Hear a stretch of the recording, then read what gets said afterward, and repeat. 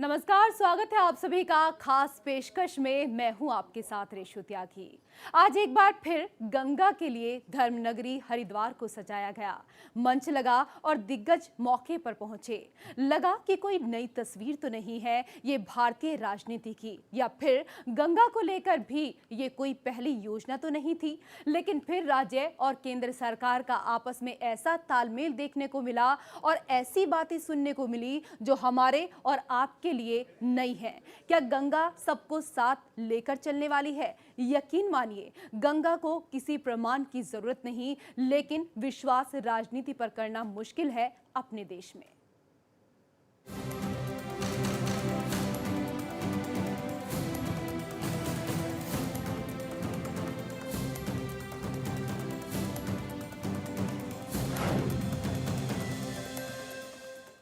तो नमामि गंगे को लेकर बहुत सारी बातें करें उससे पहले जरा आपको दो तस्वीरें दिखाते हैं। दो तस्वीरें जो काफी कुछ कहने के लिए काफी हैं। एक दूसरे पर वार पलटवार का वैसे तो कोई मौका नहीं छोड़ती दोनों पार्टियां, बात चाहे फिर केंद्र की हो या फिर राज्य सरकार की। लेकिन आज मां गंगा की गोद में सब एक दूसरे की तारीफ करते नजर आए। तो कुछ नया था। अब कैमरे के आगे की बातों पर कितने मुखौटे लगे हैं बताना मुश्किल है, लेकिन जो आज हरिद्वार में हुआ, अगर वैसा कुछ जमीनी स्तर पर देखने को मिला तो यकीन मानिए कल्पना से कहीं ज्यादा सुंदर होगी गंगा। दो तस्वीरें आप अपने टीवी स्क्रीन पर देख रहे हैं, जहां उमा भारती ने तारीफ की उत्तराखंड के मुख्यमंत्री हरीश रावत की। वहीं हरीश रावत भी तारीफ करते हुए नजर आए उमा भारती की। उन्होंने कहा कि उमा भारती की जितनी भी तारीफ की जाए वो कम है और इस तारीफ को शब्दों में बयां करना मेरे लिए काफी मुश्किल होगा। सियासत में आपने कई बार आरोप प्रत्यारोप का जो दौर है वो देखा होगा, तकरार देखी होगी, लेकिन पहली बार एक मंच पर चाहे केंद्र सरकार की बात की जाए चाहे राज्य सरकार की बात की जाए, एक दूसरे की तारीफ करते हुए नजर आए। यानी कि कह सकते हैं कि गंगा सबको साथ ले आई है।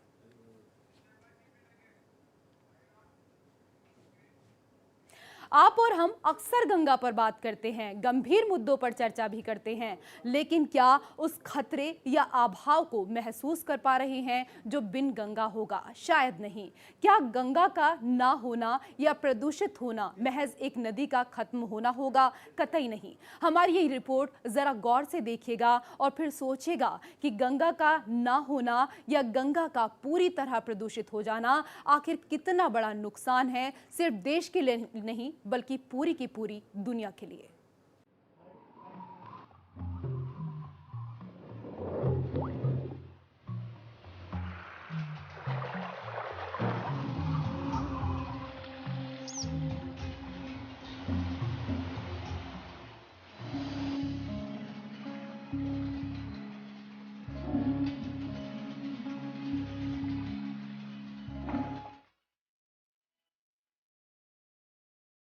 अगर हमें घोर कलयुग का उदाहरण देखना हो तो हमें खुद को आईने में देखना होगा, जिसने हमें अपना बच्चा समझकर न सिर्फ हमें पाला पोसा बल्कि मौत के बाद जो हमारे लिए मोक्ष का एकमात्र रास्ता बनी, उसको हमने कहीं का नहीं छोड़ा। एक तरफ तो हम उसकी पूजा करते हैं और दूसरी तरफ उसका शोषण। एक तरफ हम समृद्ध होते जा रहे हैं और दूसरी तरफ उसे गरीब करते जा रहे हैं। क्या कहोगे जब दुनिया पूछेगी ऐसा हाल होता है तुम्हारे देश में माता का? क्या कहेंगे जब आने वाली पीढ़ी पूछेगी कि क्या होती थी गंगा?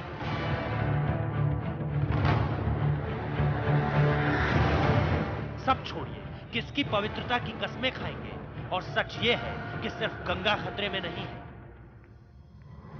खतरे में हम हैं, हमारी पहचान खतरे में है, हमारी जड़ें खतरे में हैं, देश की आधी जनसंख्या खतरे में है, उपजाऊ जमीन खतरे में है, आने वाली पीढ़ी खतरे में है, पर्यावरण खतरे में, कुदरत खतरे में, हमारा जीवन खतरे में है और मृत्यु के बाद हमारा मोक्ष भी खतरे में है। लेकिन भावनाओं को कहां अहमियत देते हैं हम तो लॉजिकल बातें यानी तार्किक बातों पर ज्यादा यकीन करते हैं। तो चलिए आपके लिए ये आंकड़े भी हमारे पास हैं। प्रतिदिन 1000 टन सीवेज गंगा में पहुंचता है। 28,000 मीट्रिक टन का सॉलिड वेस्ट डिस्पोजल गंगा में ही आता है। 764 उद्योगों से 501 MLD industrial waste water Ganga में समा जाता है। 1600 से ज्यादा ग्राम पंचायतें, जहां 15 लाख से ज्यादा परिवार शौचालय से वंचित हैं, उनका कूड़ा करकट भी गंगा में ही मिलता है। अब इतनी गंदगी के बाद कैसे पवित्र रहेगी गंगा? लेकिन ऐसा नहीं है कि कोशिशें नहीं हुई। राजीव गांधी के समय सबसे पहला प्लान बनकर तैयार हुआ था और उसके बाद भी सैकड़ों करोड़ रुपए कागजों के ऊपर गंगा के नाम बहाए गए। लेकिन जो हुआ वो समंदर में सुई बराबर था और इसलिए परेशानियां जस की तस रही। अब पहली बार भारत के सबसे बड़े गंगा शुद्धिकरण और संरक्षण मिशन की शुरुआत हुई, यानी नमामि गंगे, राष्ट्रीय स्वच्छ गंगा मिशन। मां गंगा 2500 किलोमीटर लंबी, हिंदुस्तान की 40% जनसंख्या जिसके साथ सीधी सीधी जुड़ी हुई है। और मेरे लिए गंगा की सफाई जिस प्रकार से एनवायरमेंट का विषय है, गंगा की सफाई श्रद्धा का विषय है, गंगा की सफाई सांस्कृतिक विरासत का विषय है, उसी प्रकार से गंगा की सफाई उन 40% उस भूभाग में रहने वाले भाइयों बहनों की आर्थिक उन्नति का भी प्रतीक बन सकता है। और इसलिए उस काम को हमें करना है। और जिन राज्यों से मां गंगा गुजरती है, वहां पर आर्थिक उन्नति के लिए हम जितना करें उतना कम है। चाहे उत्तर प्रदेश हो, बिहार हो, झारखंड हो, उत्तराखंड हो, पश्चिम बंगाल हो, ये सारा इलाका है जहां पर आर्थिक उन्नति की बहुत संभावनाएं पड़ी है। और उस संभावनाओं को तराशने के लिए मां गंगा एक बहुत बड़ा केंद्र बिंदु बन सकती है। गंगा के किनारे पर विकास हो सकता है। 120 से ज्यादा शहर है गंगा के किनारे पर, 6000 से ज्यादा गांव है, 2500 किलोमीटर लंबा है। और काशी जैसा तीर्थ क्षेत्र हो या हरिद्वार ऋषिकेश हो या गंगोत्री जमुनोत्री हो, क्या कुछ नहीं है। गंगा हमेशा से हमारी शिक्षक रही है और समय समय पर उसने हमें अनेकों पाठ पढ़ाए हैं। और इसलिए इस मिशन के जरिए पूरे देश को एकजुट होकर प्रयास करना होगा। इस मिशन में 11 राज्य, 10 मंत्रालय, 5 CPSUs, 1600 से ज्यादा ग्राम पंचायत, 118 शहर और करोड़ों हिंदुस्तानियों की श्रद्धा जुड़ी है। एक विजन और 20,000 करोड़ का एक मिशन। मैंने ऐसी वैश्विक एकता नहीं देखी किसी विषय पर, मतलब सिर्फ भारतीय समूह की एकता नहीं, वैश्विक एकता अगर मैंने किसी विषय पर देखी है तो वो गंगा के विषय पर देखी है। चाहे वो तकनीकी विशेषज्ञों की हो, चाहे वो पर्यावरण विशेषज्ञों की हो, सबके मन में एक ही बात है कि हमको गंगा अविरल और निर्मल देखने को मिलनी चाहिए। कुल मिलाकर शुरुआत हो चुकी है और चीजें इस बार सिर्फ कागजी तो नजर नहीं आती। उम्मीद है कि दुष्यंत कुमार की लिखी हुई पंक्ति एक छोटे से बदलाव के साथ सच हो जाए कि हो गई है पीर पर्वत सी, पिघलनी चाहिए, इस हिमालय से नई गंगा निकलनी चाहिए, मेरे सीने में नहीं तो तेरे सीने में सही, हो कहीं भी आग लेकिन आग जलनी चाहिए। Rohit Juglan, programming desk, national voice. तो नमामि गंगे का हरिद्वार में आज भव्य आगाज हुआ। उमा भारती ने नमामि गंगे की शुरुआत के साथ ही खास योजनाओं का जिक्र किया और अपना नजरिया भी बताया। मोदी सरकार की इस महत्वाकांक्षी योजना पर क्या कुछ कहा उन्होंने, जरा वो भी सुनिए। केंद्रीय कैबिनेट मंत्री उमा भारती हमारे साथ हैं।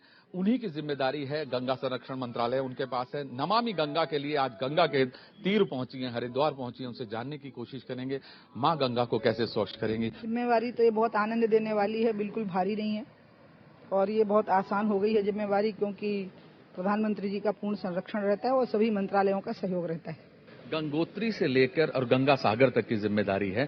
कितनी जगहों पे योजनाएं लागू हो रही हैं और कैसे इसको भ्रष्टाचार से मुक्त रखेंगे? हमने सीएजी को कंकरेंट ऑडिट के लिए लिख दिया है, तो और हमें वैसे भी यकीन है कि इन योजनाओं में कोई भ्रष्टाचार नहीं होगा। और आज 300 से ज्यादा योजनाओं का शुभारंभ हो रहा है, लेकिन ये तो चलते ही रहेगा। लगभग 1000 योजनाएं हैं जो 10-15 दिन के अंदर जमीन पे आ जाएंगी। सभी वर्गों को साथ लेकर चलना, युवा, महिला, बुजुर्ग और हर धर्म को, तो आप कैसे जोड़ेंगे इसको? इसकी जरूरत नहीं है कहने की आपको, इससे सब लोग जुड़े हुए हैं पहले से ही। इसमें हर ना तो कोई धर्म का भेद है ना जाति का, और सारा मीडिया, सारी पॉलिटिकल पार्टियां, सभी वर्ग, सभी समाज, सभी संप्रदाय सब जुड़े हुए हैं। तो सीधे तौर पर उमा भारती जी का कहना है कि हम आने वाले टाइम के अंदर गंगा से सबको जोड़ देंगे और युगों युगों से गंगा सभी के पापों को धोती आई है। अब वक्त आया है कि गंगा को स्वच्छ किया जाए और सबको साथ मिलकर चलना होगा। अब देखते हैं ये मुहिम कितना रंग लाती है। कैमरामैन कुलदीप के संग में प्रखर प्रकाश मिश्रा, नेशनल वॉइस के लिए हरिद्वार से। जय हिंद। और इसी के साथ खास पेशकश में वक्त एक छोटे से ब्रेक का, जल्द लौटते हैं।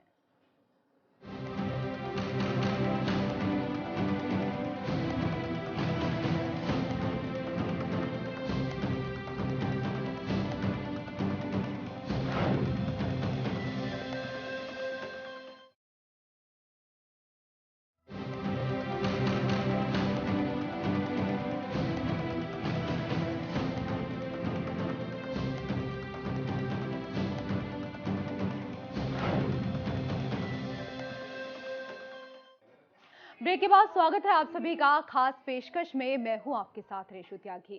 तो गंगा पर यह योजना ऐसी है कि अगर लागू हुई तो गंगा का उद्धार तय है। कहां, किस मात्रा में ये योजना शुरू होनी है और किस तरह से आएगी बदलाव की बयार, वो देखिए हमारी इस खास रिपोर्ट में।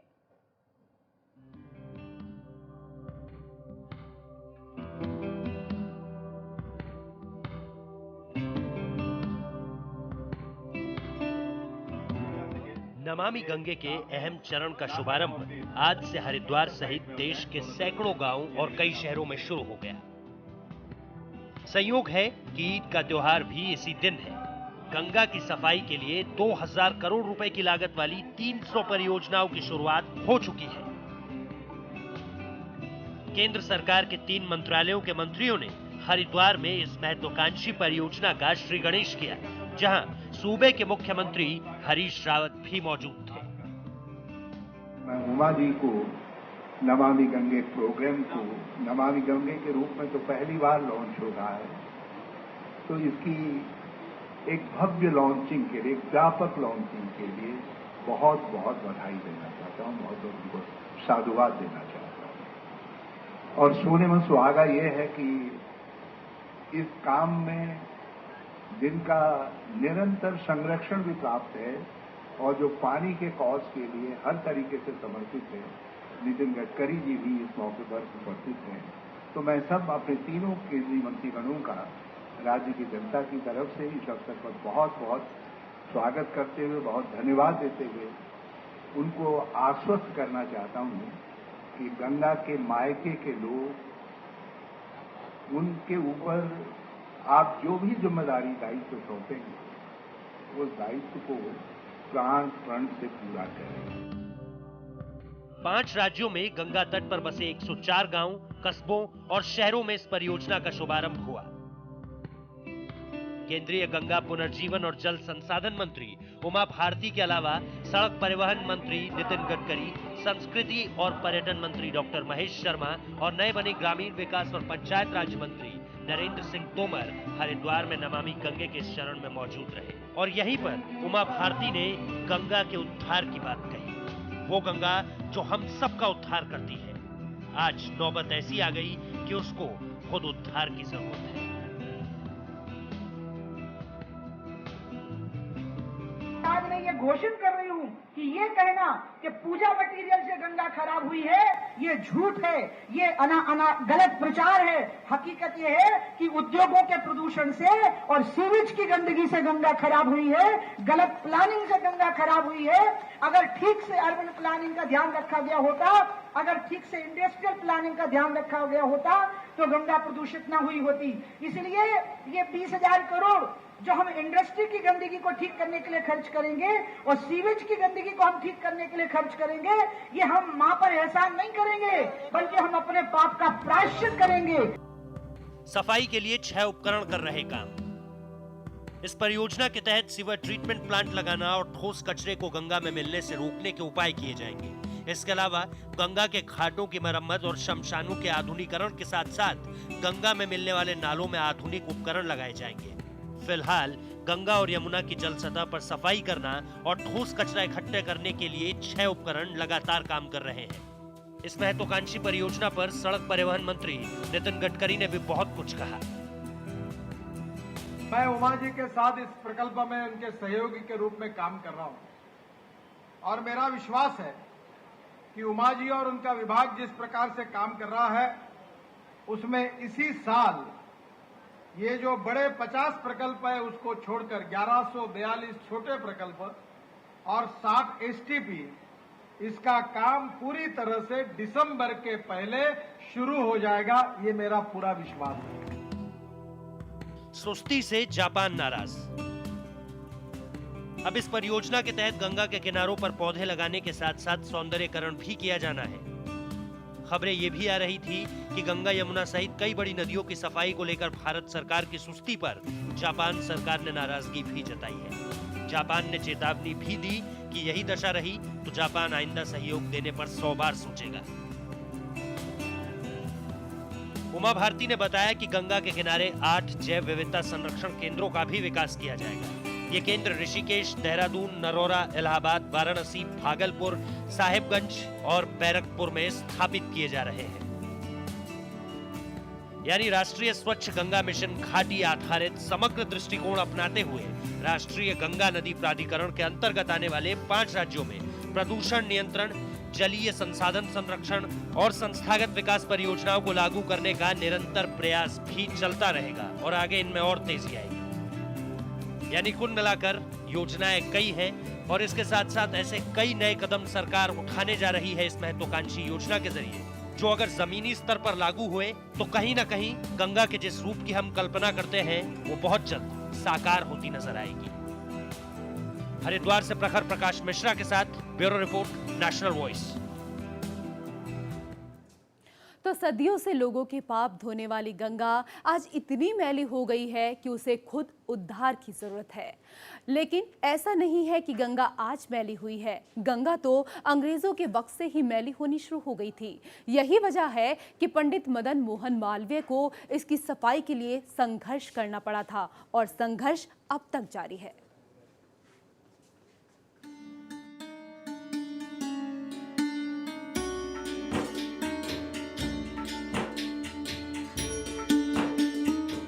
ये राजा भगीरथ की वही गंगा है जिसमें डुबकी लगाने भर से सारे पाप धुल जाते हैं। राजा भगीरथ के कठोर तप से धरती पर उतरी गंगा की धारा ने न जाने कितनों का उद्धार किया। लेकिन दुर्भाग्य देखिए, जीवन दायिनी गंगा को आज खुद उद्धारक की जरूरत आन पड़ी है। अपने उद्गम स्थल गंगोत्री से लेकर गंगा सागर तक इस पतित पावनी गंगा का हाल यह है कि इसमें कूड़ा करकट, अपशिष्ट पदार्थों के साथ ही 6,440 मिलियन लीटर गंदा पानी और 5,044 मिलियन लीटर सीवेज रोजाना डाला जा रहा है। इस गंगा में मछलियों की 140 और सरीसृपों की 42 प्रजातियां पोषित हो रही थी। लेकिन प्रदूषण ने न सिर्फ इनके जीवन को संकट में डाला है, बल्कि गंगा जल ग्रहण क्षेत्र, जो विशाल जैव विविधता वाला क्षेत्र भी रहा है, अब संकट में है। गंगा एक्शन प्लान लागू होने के बाद जो सीवर ट्रीटमेंट प्लांट बने, उनके उत्सर्जन को भी नदियों में ही फेंका गया। कुछ साल पहले जब जापान की इंटरनेशनल कोऑपरेशन एजेंसी ने गंगा यमुना को लेकर अध्ययन किया, उस अध्ययन रिपोर्ट के मुताबिक गोमुख से गंगा सागर तक गंगा के प्रदूषण का 80% सीवेज, 17% फैक्ट्रियों के उत्सर्जन और 3% अन्य स्रोतों से हो रहा है। सिर्फ औद्योगिक शहर ही नहीं, ऋषिकेश, हरिद्वार में गंगा के किनारे बसे सैकड़ों आश्रमों की गंदगी भी यहीं समाहित हो रही है। ऐसा नहीं है कि गंगा कोई आज मैली हुई है और आज ही इसे बचाने की कोशिश हो रही है। हकीकत तो यह है कि गंगा अंग्रेजों के जमाने से ही मैली होनी शुरू हो गई थी। गंगा की दुर्दशा से दुखी होकर 1916 में पंडित मदन मोहन मालवीय ने गंगा की शुद्धता के लिए आंदोलन चलाया था। लेकिन आजादी के बाद आधुनिक विकास के नाम पर कल कारखाने खुलने लगे, कस्बों और नगरों में रहने वालों की संख्या बढ़ी और उसी के अनुपात में कूड़ा करकट और रासायनिक अपशिष्टों में भी बढ़ोतरी हुई और ये सब गंदगी गंगा में समाहित होती चली गई। इसके बाद गंगा मैली दर मैली होती चली गई और उसे साफ करने की कोशिश महज दिखावा साबित हुई। आजाद भारत में सरकारें बदलती रही, विकास होता रहा, कल कारखाने खुलते रहे, कस्बों और नगरों का विकास होता रहा, गंगा किनारे भी लोग बसते रहे, गंगा इनकी हर तरह की आवश्यकताओं की पूर्ति करती रही। पीने के लिए पानी दिया, सिंचाई के लिए पानी दिया, खेतों को उपजाऊ बनाया, खूब धन्य धान्य उगा और लोग समृद्धि की ओर बढ़ते चले गए। लेकिन अपनी इस पालनहार गंगा को ही भूल गए। आजादी के बाद किसी ने गंगा के उद्धार के लिए सबसे ज्यादा कोशिश की तो उनमें एक प्रमुख नाम था MC मेहता का। इस मैग्सेसे अवार्ड विजेता ने सुप्रीम कोर्ट का दरवाजा खटखटाया और यहां एक अर्जी दाखिल की। सुप्रीम कोर्ट ने मामले की गंभीरता को देखते हुए सरकार पर दबाव डाला और गंगा के प्रदूषण पर सरकार को लताड़ भी लगाई। सुप्रीम कोर्ट के इसी सख्त रुख के बाद सबसे पहले केंद्र स्तर पर राजीव गांधी सरकार ने गंगा एक्शन प्लान बनाया, लेकिन सरकारी मशीनरी की रफ्तार और इच्छा शक्ति के अभाव में यह एक्शन प्लान सफेद हाथी ही साबित हुआ। 1500 करोड़ रुपए तब से अब तक गंगा को शुद्ध करने के नाम पर खर्च कर दिए गए, लेकिन नतीजा सिफर ही रहा। लेकिन इतना जरूर है कि धीरे धीरे लोगों में गंगा को स्वच्छ बनाने के प्रति जागरूकता बढ़ी है। अब देखना यह है कि मोदी सरकार गंगा को कैसे और कब प्रदूषण के अभिशाप से मुक्ति दिला पाती है। Bureau report, national voice. और आज की रिपोर्ट के सार को समझने के लिए स्वर्गीय भूपेन हजारिका ने गंगा के लिए कुछ पंक्तियां लिखी थी और कुछ सवाल भी पूछे थे। उन्हीं की आवाज में जरा सुनिए गंगा के दर्द को और आज के हालात को समझने की कोशिश कीजिए। विस्तार है पार, प्रजा तुनकार करी हाहाकार, निशब्द सदा ओ गंगा तुम, गंगा बहती हो क्यों?